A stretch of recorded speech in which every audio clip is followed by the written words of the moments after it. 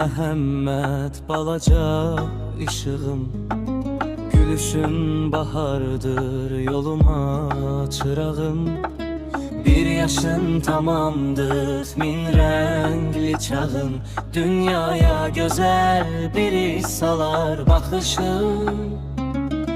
Küçük adımların büyür her gün, her dokunuşunda yaranır bir ün. Gözlerinde parlak bir sabah görün. Bir git balam, bu dünya senledir bütün. Her günün nurlu, ömründe uzun, kalbinden itmesi bin, sevincin huzur. Ulduzlar yoluna saçsın yüz yüzün. Məhəmməd balam, arzuların olsun mən sözün.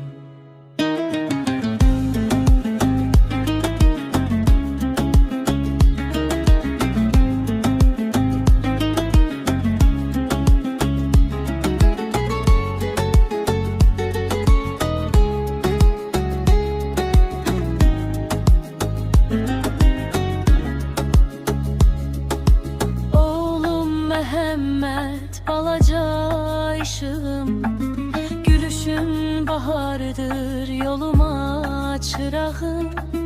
Bir yaşın tamamdır min renkli çağın, dünyaya güzel bir iz salar bakışın.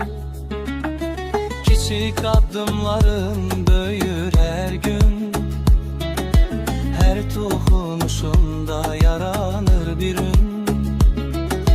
Gözlerinde parlak bir sabah görün. İgit balam, bu dünya senledir bütün. Her günün nurlu, ömründe uzun, kalbinden itmesin sevincin huzun. Ulduzlar yoluna saçsın yüz yüzün. Məhəmməd balam, arzuların olsun mən sözün.